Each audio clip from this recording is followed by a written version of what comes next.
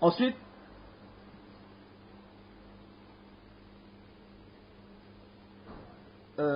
Mullah al-Qari rahmatullah alayh, à propos de cette petite divergence entre les récits, que dans un récit on dit d'abord islam, dans un récit on dit d'abord iman, dans un on dit iman en premier, ensuite on dit islam. Mullah al-Qari rahmatullah alayh, il dit que le hadith que nous avons devant nous, c'est-à-dire le hadith de Hazrat Omar radiallahu ta'ala an, dans lequel on pose la première question sur l'islam et ensuite sur l'iman, c'est cela le meilleur.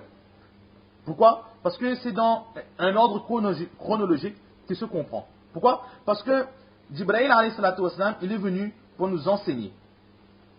Il est venu pour nous enseigner.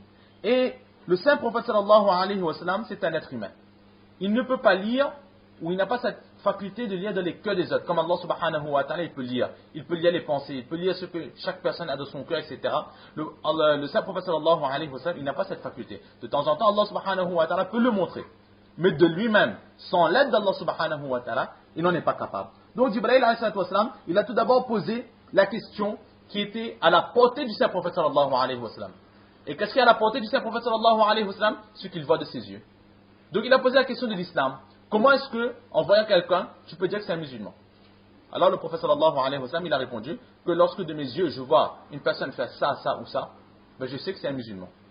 Et ensuite, il a commencé à entrer dans un domaine beaucoup plus restreint. Il a demandé au prophète sallallahu alayhi wa sallam, maintenant, comment connaître si quelqu'un il a iman ou pas? Donc là, c'est quelque chose de caché, quelque chose qui est dans le cœur. Et c'est là qu'il a répondu que le iman, c'est quoi? C'est tout ce qui est en rapport avec le cœur, que sans l'aide d'Allah subhanahu wa ta'ala, le prophète sallallahu alayhi wa sallam, il ne peut définir que cette personne il a iman ou pas, sauf si Allah il a donné par le ilham, par le wahi, etc. Il a dit au prophète sallallahu alayhi wa sallam que cette personne, il est musulman ou il est hypocrite. De cette façon. Et ensuite, il y a une autre question qui va arriver, c'est mal ihsan. Mullah al-Qari qui dit, et ensuite il va encore un peu plus à la profondeur.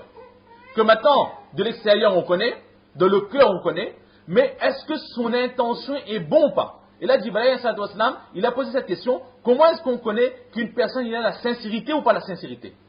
Et là, c'est quelque chose d'encore plus subtil à comprendre ou à voir. Donc, Mullah al-Qari dit que Jibril il est parti étape par étape. D'abord ce qui était à notre portée, ensuite ce qui était un peu moins à notre portée, et ensuite ce qui n'était pas du tout à notre portée. Ça c'était ça, la première question, mal islam, akhbirna an l'islam, renseignement sur l'islam. Et là le prophète sallallahu alayhi wa sallam, il répond. À l'islam c'est quoi? Si tu veux connaître si quelqu'un est musulman ou pas, mais l'islam sache que c'est an tashhada an la ilaha illallah wa anna muhammadan rasulullah. Le premier des points le plus important pour qu'une personne soit musulmane, c'est qu'il atteste qu'il n'y a point d'autre Dieu à part Allah subhanahu wa ta'ala et que Muhammad Mustafa sallallahu alayhi wa sallam, il est l'envoyé d'Allah subhanahu wa ta'ala. Maintenant, la ilaha illallah, il n'y a point d'autre Dieu à part Allah. Ça c'est la traduction littérale. Mais le sens réel de la ilaha illallah, qu'on doit comprendre, c'est quoi? C'est qu'il n'y a point d'autre ma'boud, il n'y a point d'autre être qui mérite d'être adoré, sinon l'être d'Allah subhanahu wa ta'ala. Dans tout l'univers, même au-dessus de ça, aucun être ne mérite d'être adoré, sinon Allah subhanahu wa ta'ala. Ça c'est le sens réel de la ilaha illallah. Et nous voyons que dedans c'est quoi? La ilaha illallah. Dedans c'est quoi? Illallah. Le prophète sallallahu alayhi wa sallam n'a pas dit illa ar-Rahman. Il n'a pas dit illa ar-Rahim. Il n'a pas dit illa al-Ghafour. Il n'a pas dit illa al-Shakur. Mais il a employé le nom Allah subhanahu wa ta'ala. Dans ce illallah, il y a un point très très subtil à comprendre. C'est quoi? C'est que pour être musulman, il faut avoir cette certitude qu'il n'y a point d'autre être qui mérite d'être adoré, sinon Allah subhanahu wa ta'ala. Et lorsqu'on dit Allah, c'est cet être, c'est de cet être que l'on parle, celui qui a toutes les qualités en lui, qui est Rahim aussi, qui est Ghafour aussi, qui est Shakur, qui est tout. Il est tout. Il est Khaliq, il est Mubdi, il est celui qui était, qui est et qui restera toujours. Le mot Allah, c'est un nom qui englobe en lui-même toutes les qualités, tous les sifats d'Allah subhanahu wa ta'ala, les 99 noms d'Allah subhanahu wa ta'ala que l'on connaît, ce sont aussi des qualités d'Allah subhanahu wa ta'ala. Mais c'est Allah là, il englobe tout cela. Et pour être un musulman, il faut avoir cette certitude que à part ce Allah là, il n'y a point personne qui mérite d'être adoré. Maintenant, si quelqu'un va dire La ilaha illa Rahman, il va dire qu'il n'y a point d'être qui mérite d'être adoré, mis à part le clément. Ben, quelqu'un qui est clément là, il n'a pas en lui toutes les qualités que le mot Allah lui-même il a. Donc, les commentateurs des hadiths ils disent que si une personne, il a simplement la croyance qu'il n'y a point d'autre Dieu ou d'autre être qui mérite d'être adoré, mis à part le clément, ben, il ne pourra être considéré comme un vrai croyant. Pourquoi? Parce que sa croyance n'est pas sur ce Allah qui a toutes les qualités. Pour être musulman, il faut croire en Allah, mais il faut croire aussi qu'Allah il a toutes les qualités en lui. Et dans le mot Rahman ou bien Rahim, il n'y a pas toutes les qualités d'Allah. Alors que dans le mot Allah, il y a toutes les qualités d'Allah. C'est pour cela qu'il a dit La ilaha illallah, il n'a pas dit autre nom que Allah. Et c'est pour ça que dans le premier cas de mention, on dit La ilaha illallah. Lorsque quelqu'un se convertit, on dit La ilaha illallah. Et jusqu'à présent, jusqu'à aujourd'hui, personne n'a pas dit à quelqu'un de dire La ilaha illa Rahman. Pourquoi? Parce que dans le mot Rahman, il n'y a pas le sens qu'il y a dans le mot Allah avec toutes les qualités d'Allah. Ça c'était sur La ilaha illallah.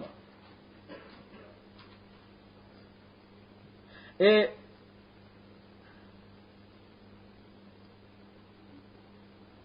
l'unicité d'Allah. L'unicité c'est quoi? L'unicité, que l'on regarde dans le vocabulaire, c'est quoi? C'est croire que cette chose est un. Il n'y a pas d'autre. À part cette chose, il n'y a pas d'autre. Que par exemple, il y a Allah il est un, et à part Allah, il n'y a point d'autre être qui mérite d'être adoré. Ça c'est l'unicité. Mais maintenant, dans le Shariat, quelle est l'unicité qui nous est demandée? Ce qui nous est demandé, ce n'est pas simplement de croire que Allah il existe. Mais non, il faut avoir aussi en même temps cette croyance que Allah, son être, existe. Que Allah, il est seul. Et Allah, il est aussi pur de tous les défauts. Il est munazzah, il est pur, il n'a aucun défaut. Il est parfait. Et il faut avoir cette certitude dans notre cœur aussi, sur notre langue aussi.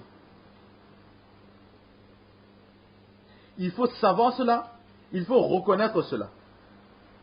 De toutes les façons, que ce soit de notre langue, de nos yeux, de notre bouche, il faut que chaque particule de notre corps, il a cette certitude qu'Allah il existe et qu'Allah il est pur de tous les défauts.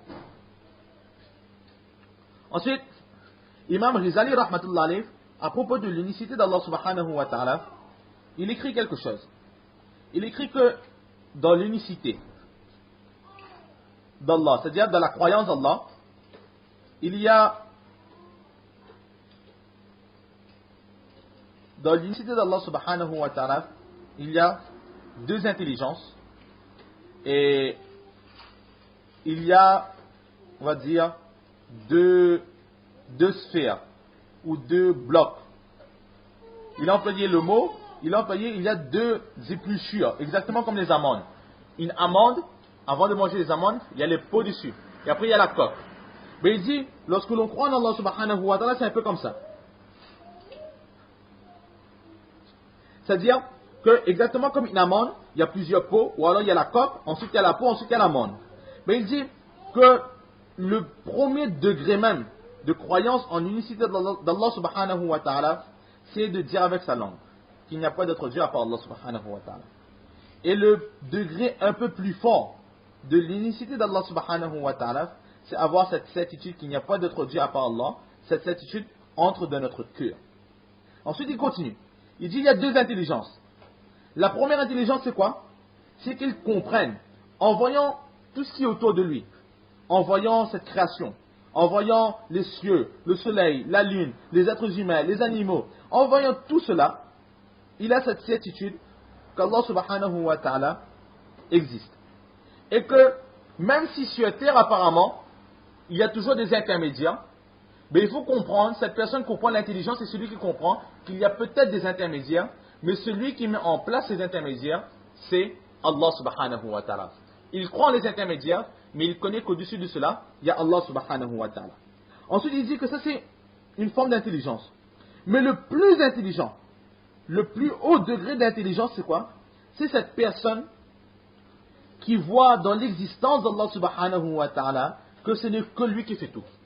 Pour lui, il n'y a plus d'intermédiaire, il n'y a plus rien. Le premier degré d'intelligence, c'est quoi? qu'Allah il existe, mais il y a aussi des intermédiaires. Ce qui est vrai. Mais le plus grand degré d'intelligence, c'est quoi? C'est que pour lui, il n'y a plus d'intermédiaire. Il n'y a que Allah. Tout ce qui se passe, c'est Allah. C'est-à-dire que si quelque chose de bien arrive ou si quelque chose de mal arrive, il va tout de suite dire que c'est Allah. Alors que le premier intelligent, qu'est-ce qu'il va dire? Il va dire, oui, mais si ça t'est pas ça, bon, enfin, pas grave, ça c'est Allah, là, c'est vient d'Allah. Mais avant d'arriver jusqu'à Allah, il va passer par l'intermédiaire. Si ça t'est pas ça, donc c'est ça. Et ensuite, après ça, il va arriver jusqu'à Allah. Alors que le plus intelligent, c'est avant même de dire le ci, le ceci, le cela, il va directement dire que tout cela ne vient que d'Allah. Ça, c'est le plus grand intelligent.